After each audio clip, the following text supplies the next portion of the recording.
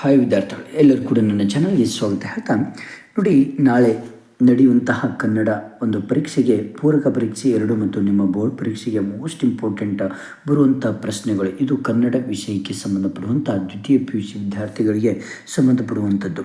ಯಾಕಂದರೆ ನೆಗ್ಲೆಕ್ಟ್ ಮಾಡಿಬಿಡಿ, ಯಾಕಂದರೆ ಈ ಒಂದು ವಿಡಿಯೋದಲ್ಲಿ ಹೇಳುವಂತಹ ಮೋಸ್ಟ್ ಇಂಪಾರ್ಟೆಂಟ್ ಪ್ರಶ್ನೆಗಳು ನಿಮ್ಮ ಬೋರ್ಡ್ ಪರೀಕ್ಷೆಗೆ, ನಿಮ್ಮ ಪೂರಕ ಪರೀಕ್ಷೆಗೆ ಬರುತ್ತೆ. ಹಾಗಾಗಿ ಅವು 70 ಮಾರ್ಕ್ಸ್ ಆರಾಮ್ ತೊಗೊಳ್ಬೋದು. ನೆಗ್ಲೆಕ್ಟ್ ಮಾಡಿದೆ ಕೊನೆವರೆಗೂ ನೋಡಿ. ಬನ್ನಿ ಹಾಗಾದರೆ ಎಲ್ಲವೂ ಕೂಡ ಹೇಳ್ತಾ ಹೋಗೋಣ. ಇಲ್ಲಿ ಮೊದಲು ರಾವಣನಿಗೆ ಯಾರ ಬಗ್ಗೆ ವೈರಾಗ್ಯ ಮೂಡಿತು? ಸೀತೆ. ಇದೊಂದು ಪ್ರಶ್ನೆ ಬರುತ್ತೆ, ನೆನಪಿಟ್ಕೊಳ್ಳಿ. ನೆಕ್ಸ್ಟು, ತನ್ನಿಂದ ಉಪಕಾರ ತೊಡಕಾದರೂ ಇಲ್ಲ ಭಿನ್ನಾಣದ ಮಾತಿಗೆ. ದುರ್ಜನರು ಉಪಕಾರ ಮಾಡಿದ ಭಿನ್ನಾಣದ ಮಾತನಾಡುತ್ತಾರೆ. ಇದೊಂದು ಓದ್ಕೊಳ್ಳಿ. ಕೊನೆಗೆ ಬಸಲಿಂಗ ಯಾವುದರಿಂದ ಮುಕ್ತನಾಗಿದ್ದ ಅಂದರೆ ಆ ಸುಳ್ಳುಗಳಿಂದ ಮುಕ್ತನಾಗಿದ್ದ. ಇದೊಂದು. ನೆಕ್ಸ್ಟು, ಕೃಷ್ಣೇಗೌಡರ ಆನೆ ಮೊದಲು ಯಾವ ಮಠದಲ್ಲಿತ್ತು ಅಂದರೆ ಗೋಳೂರು ಮಠದಲ್ಲಿ ಇತ್ತು. ನಾಗರಾಜ್ ಕೊಯ್ಯಿ ಹಿಡಿದು ಎಲ್ಲಿ ಕುಳಿತಿದ್ದಾನು ಅಂದರೆ ಶಿಕಾರಿ ಗಂಡಿಯಲ್ಲಿ ಕುಳಿತಿರ್ತಾರೆ. ಈಗಲೇ ಒಂದು ಚಾನಲನ್ನು ಸಬ್ಸ್ಕ್ರೈಬ್ ಮಾಡಿ, ಯಾಕಂದರೆ ಎಲ್ಲ ವಿಡಿಯೋಸ್ಗಳು ಕೂಡ ಈ ಒಂದು ವಿಡಿಯೋದಲ್ಲಿ ಸಿಗುತ್ತೆ, ಎಲ್ಲ ವಿಷಯಕ್ಕೆ ಸಂಬಂಧಪಟ್ಟ ಹಾಗೆ. ಬನ್ನಿ ಹಾಗಾದರೆ ನೆಕ್ಸ್ಟು, ಬಿಟ್ಟ ಸ್ಥಳ ತುಂಬೇರಿ. ಇಲ್ಲಿ ದುರಾಸೆಯ ಹುಡುಗನನ್ನು ನಿರಾಕರಿಸಿದವರು ಯಾರು ಅಂದರೆ ನಿಶಾ ಶರ್ಮಾ.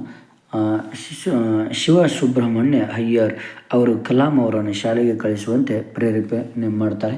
ನೆಕ್ಸ್ಟು, ಡ್ಯಾಶ್ ಬಾಯಿ ಚಪ್ಪಲಿ ಜಾಸ್ತಿ ಇರುತ್ತದೆ ಪೆನ್ಷನ್ದಾರರಿಗೆ. ನೆನಪಿಟ್ಕೊಳ್ಳಿ. ನೆಕ್ಸ್ಟು, ಹೊಂದಿಸಿ ಬರೀರಿ ಇಂಪಾರ್ಟೆಂಟ್ ಯಾವುದು ಅಂದರೆ ಪುಲಿಗೆರಿ ಸೋಮನಾಥ ಸೋಮೇಶ್ವರ ಶತಕ. ಇದೊಂದು ತುಂಬ ಇಂಪಾರ್ಟೆಂಟ್. ಪುರಂದರದಾಸರು ಪುರಂದರ ವಿಠಲ. KS ನಿಸಾರ್ ಅಹಮದ್ ವ್ಯಕ್ತಿಪರ ಕೋನಗಳು. T ಯಲ್ಲಪ್ಪ ಚಿಟ್ಟೆ ಮತ್ತು ಜೀವಯಾನ. ಸುಕನ್ಯಾ ಮಾರುತಿ ಒಮ್ಮೆ ನಗುತ್ತೇವೆ. ನೆಕ್ಸ್ಟು, 2-3 ವಾಕ್ಯದಲ್ಲಿ ಉತ್ತರಿಸಿ. ಇಲ್ಲಿ 3 ಪ್ರಶ್ನೆಗಳಿಗೆ ಇದು ಮಾಡ್ಕೊಳ್ಬೇಕಾಗುತ್ತೆ ನೋಡಿ.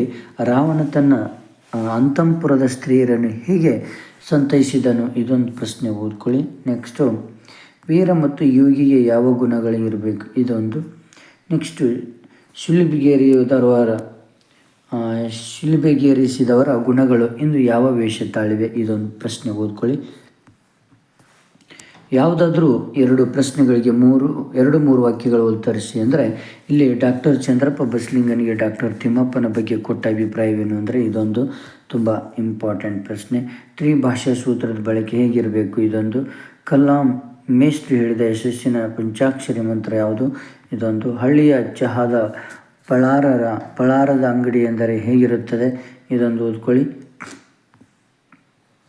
ನೆಕ್ಸ್ಟು, ಜಬ್ಬಾರ್ ನಿರೂಪಕರಿಗೆ ಅಂಚೆ ವಿಲೇವಾರಿಯ ಬಗ್ಗೆ ಅಸಡ್ಡೆಯಾಗಿ ಏನು ಹೇಳಿದ? ಇದೊಂದು ಪ್ರಶ್ನೆ ತುಂಬ ಇಂಪಾರ್ಟೆಂಟ್. ಇದೊಂದು. ನೆಕ್ಸ್ಟು, ಹುಚ್ಚ ನಾಯಿಗಳು ಆಸ್ಪತ್ರೆಯಲ್ಲಿ ಹೇಗೆ ವರ್ತಿಸುತ್ತವೆ ಎಂದು ಪುಟ್ಟಯ್ಯ ಹೇಳಿದನು?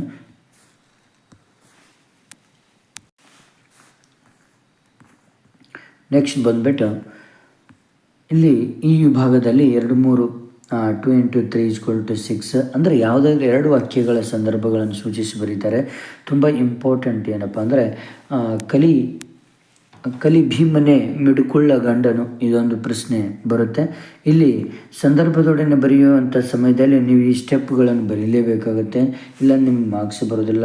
ಆಯ್ಕೆ ಮತ್ತು ಸಂದರ್ಭ ಆಮೇಲೆ ಸ್ವಾರಸ್ಯ, ಇವು 3 ನೀವು ಬರೀಲೇಬೇಕಾಗತ್ತೆ. ನೆಕ್ಸ್ಟು, ಬಂಗಾರ ನಿನಗೆ ಸ್ಥಿರವಲ್ಲ. ಇದೊಂದು ತುಂಬ ಇಂಪಾರ್ಟೆಂಟ್. ಇದೊಂದು ಓದ್ಕೊಳ್ಳಿ. ವಿತ್ ಆನ್ಸರ್ಸ್ ಎಲ್ಲ ಇದ್ದಾವೆ ನೋಡಿ, ಇಷ್ಟೇ ಬರೆದ್ರೆ ಸಾಕು. ಇನ್ನೊಂದು, ಸೇರ್ಪಡೆ ಆ ಲೀಲಾ ಮಾತ್ರನಿಗೆ. ಇದೊಂದು ಪ್ರಶ್ನೆ ತುಂಬ ಇಂಪಾರ್ಟೆಂಟ್. ಯಾಕಂದರೆ ನಿಮ್ಮ ಒಂದು ಬೋರ್ಡ್ ಪರೀಕ್ಷೆಗೆ ಇಷ್ಟು ಕೀ ಆನ್ಸರ್ಸ್ ಬರೆದ್ರೆ ಸಾಕು, ಔಟ್ ಆಫ್ ಔಟ್ ಬರುತ್ತೆ. ನೆಕ್ಸ್ಟು, ಯಾವುದಾದ್ರೂ ಒಂದು ವಾಕ್ಯದ ಸಂದರ್ಭ ಸೂಚಿಸಿ ಸ್ವಾರಸ್ಯ ಬರೆಯಿರಿ ಅಂದರೆ ಈ ಮುಟ್ಟುವಿಕೆ ನಾನು ಊಹಿಸದೆ ಇದ್ದದ್ದನ್ನು ಮಾಡಿದೆ. ಇದೊಂದು ಪ್ರಶ್ನೆ ಓದ್ಕೊಳ್ಳಿ. ಆ ಅದೃಷ್ಟ ನಿನಗೂ ಇತ್ತಲ್ಲಿ. ಇದೊಂದು. ಓಕೆನಾ?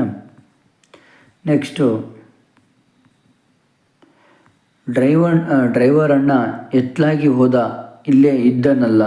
ಇದೊಂದು ಪ್ರಶ್ನೆ. KP ಪೂರ್ಣಚಂದ್ರ ತೇಜಸ್ವಿಯವರು ಬರೆದಂಥ ಕೃಷ್ಣೇಗೌಡನ ಆನೆ ಎಂಬ ಒಂದು ದೀರ್ಘ ಗದ್ಯ ಭಾಗದಿಂದ ಈ ಒಂದು ಪದ್ಯವನ್ನು ಆಯ್ದುಕೊಳ್ಳಲಾಗಿದೆ. ಇದೊಂದು ಪ್ರಶ್ನೆ ಓದ್ಕೊಳ್ಳಿ, ತುಂಬ ಇಂಪಾರ್ಟೆಂಟ್ ಇದು. ನೆಕ್ಸ್ಟ್ ಇಲ್ಲಿ ಯಾವುದಾದ್ರೂ 2 ಪ್ರಶ್ನೆಗಳಿಗೆ 5-6 ವಾಕ್ಯಗಳು ಉತ್ತರಿಸಿ ಅಂತ ಇದೆ ಇಲ್ಲಿ. ಅಂದರೆ ಇಲ್ಲಿ ಇಂಪಾರ್ಟೆಂಟು ಮಂಗಳಲಿಂಗದ ಮಹತ್ವವನ್ನು ಹೇಗೆ ವಿವರಿಸಲಾಗಿದೆ ಇದೊಂದು ಸ್ಟಡಿ ಮಾಡ್ಕೊಳ್ಳಿ. ನೆಕ್ಸ್ಟ್ ನಗರ ಜೀವನದ ಯಾಂತ್ರಿಕ ವಿವರಗಳು ಕವಿತೆಯಲ್ಲಿ ಹೇಗೆ ಚಿತ್ರಣಗೊಂಡಿದೆ ವಿವರಿಸಿರಿ. ಇದೊಂದು ತುಂಬ ಇಂಪಾರ್ಟೆಂಟ್, ಓದ್ಕೊಳ್ಳಿ. ನೆಕ್ಸ್ಟು ದ್ರೌಪದಿ ಅನುಭವಿಸಿದ 3 ಅವಮಾನದ ಪ್ರಸಂಗಗಳು ಯಾವುವು, ಭಾಳ ಇಂಪಾರ್ಟೆಂಟ್ ಇದು ಕೂಡ, ಓಕೆನಾ. 2 ಅಂಕಗಳಿಗೆ.